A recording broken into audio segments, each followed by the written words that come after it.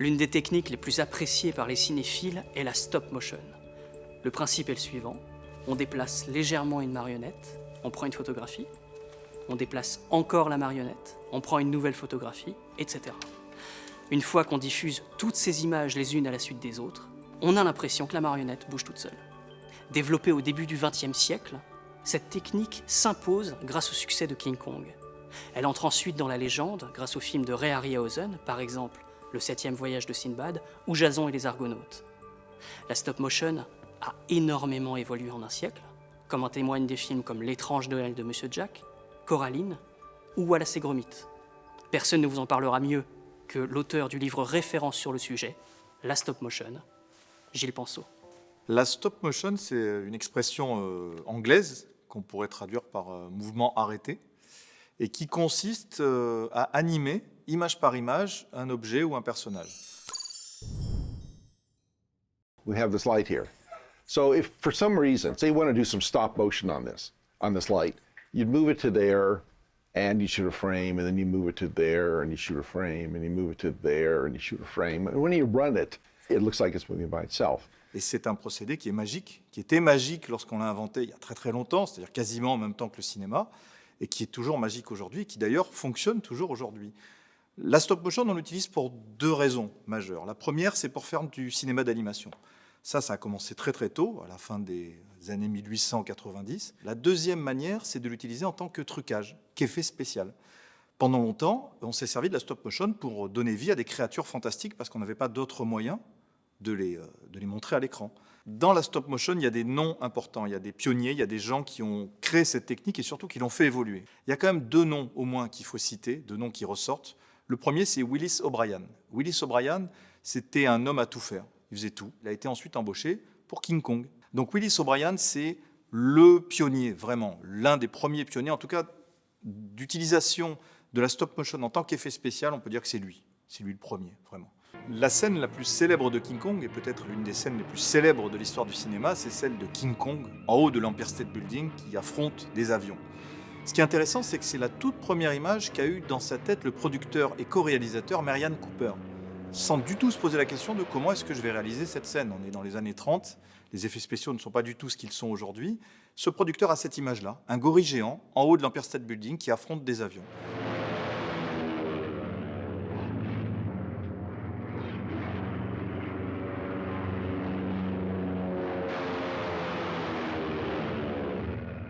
C'est là où c'est intéressant de voir que les effets spéciaux deviennent la concrétisation de l'imagination fébrile de cinéastes. Et la stop motion joue un rôle très important dans cette séquence, évidemment, puisque King Kong est une créature animée image par image sur une maquette de building avec une toute petite figurine qui représente la jeune femme dans sa main, qui pose sur le building. Les avions sont aussi animés image par image.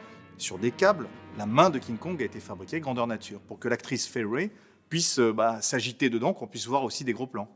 Dans ce film, on est presque comme dans un rêve, comme dans un cauchemar, on est dans le surréalisme total, on peut tricher.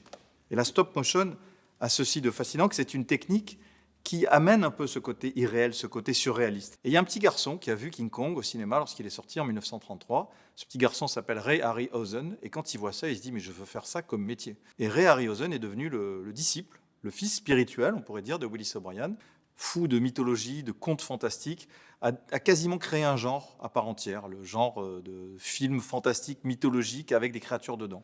Parmi ces films connus, il y a Jason et les Argonautes, avec une séquence qui est restée mythique, celle d'un combat de 3 hommes contre 7 squelettes. Alors les films de Ray Harryhausen ont beaucoup marqué toute une génération de cinéastes, les Spielberg, James Cameron, George Lucas, Peter Jackson. Et il y a un homme aussi qui a été très influencé par son travail et qui est devenu, comme lui, un créateur d'effets spéciaux. Cet homme s'appelle Phil Tippett. Et lui, il a voulu faire comme Ray Harryhausen. Et il a fait ses débuts avec un film qui est devenu très célèbre, mais à l'époque, personne ne savait encore que ça deviendrait un mythe, totalement. Ce film s'appelle La Guerre des Étoiles, Star Wars, tout premier Star Wars, 1977. Et Phil Tippett anime, avec un ami à lui qui s'appelle John Berg, une séquence très courte dans laquelle on voit un jeu d'échecs avec des petites créatures qui s'animent image par image. La séquence est courte, mais la séquence est tellement étrange. On est dans un monde futuriste, enfin rétro-futuriste, on est dans de la science-fiction. Et cette scène a marqué beaucoup de gens. Et George Lucas a tellement aimé ça qu'il a demandé à Phil Tippett de continuer à travailler sur les autres Star Wars. Donc, il y a une montée en puissance. Dans l'Empire contre-attaque, il y a une scène qui est complètement incroyable et qui, pour le coup, n'a pas vieilli du tout. C'est la scène des Walkers, les Hat-Hats, ces robots géants quadrupèdes qui marchent dans la neige pour attaquer les rebelles. Pourquoi ça n'a pas vieilli? Le problème de la stop motion, c'est qu'il y a un côté saccadé. Forcément, comme tout est animé à la main, image par image, c'est pas fluide.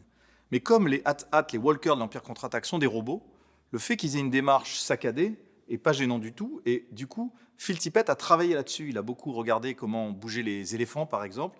Ils ont essayé de créer, avec 2 autres animateurs, ils ont animé ça à 3, une démarche lourde où on sent que le poids de la bête pèse sur le sol, alors que pourtant, ce sont des petites figurines. Avant que les effets spéciaux soient numériques, pour filmer un vaisseau spatial ou plusieurs vaisseaux spatiaux qui se poursuivaient, qui se tiraient dessus, on utilisait des maquettes. Et c'était compliqué parce qu'il fallait superposer plusieurs couches d'images. La maquette elle-même du vaisseau spatial, qui généralement était filmée devant un fond bleu qui ensuite était effacé et remplacé par un fond transparent pour que le vaisseau spatial soit incrusté dans un décor. Il fallait donc créer en plus un cache. Donc c'était des étapes de travail un peu complexes et laborieuses. Le décor lui-même, dans le cas de la Guerre des Étoiles, l'étoile noire était aussi une maquette, une immense maquette. Les lumières du vaisseau spatial, qui étaient des petits éclairages réellement installés dans les maquettes, mais souvent qu'il fallait filmer à part parce qu'ils n'étaient pas exposés de la même manière que la maquette. Le pilote, souvent dans ce cas-là, c'était une petite tête radiocommandée à l'intérieur du vaisseau qui bougeait pour donner de la vie. Les rayons laser, qui, dans le cas encore une fois de la Guerre des Étoiles, étaient dessinés à la main, comme du dessin animé. Ça s'appelle de la rotoscopie, c'est la technique qu'on utilisait. Toutes ces couches successives permettaient d'obtenir une illusion finale. Et ces vaisseaux, la plupart du temps, étaient filmés grâce à une caméra pilotée par ordinateur, ce qu'on appelle le motion control, ce qui permettait d'avoir des mouvements de grue assez dynamiques et qu'on pouvait reproduire plein de fois, jusqu'à ce qu'on soit sûr d'obtenir le résultat qu'on voulait avoir à la fin. Et après Star Wars, Phil Tippett a continué à développer ce qu'il savait faire le mieux, c'est-à-dire animer des créatures en stop motion, comme le faisait Ray Harryhausen, qui était son idole. Plan B was Phil Tippett. I mean, that was Steven's plan A. You know, we had this computer graphic group, and they were doing great stuff, but nowhere that I looked could I see anything that looked like people had done testing or anything on skin that didn't look plastic. And it just, you know, because computer graphics in those days looked like computer graphics, but you can cheat it with translucent water, you can cheat it with a chrome ball, and you saw us test like that, but you never saw anything that looked right with skin. So we did some testing and guys just came with a great thing. You know, we managed to get the next step, which is to make what appears to be a solid animal outdoors in bright sunlight or in rain and everything, and it's doing all the good stuff about computer graphics. You know, it's moving smoothly. It doesn't have the side effects or things that you get with models. You know, we could put the detail into the skins and everything like that, and move the camera around that you couldn't do with stop motion. So we just got better then with Jurassic, or with T2, and then got up to Jurassic.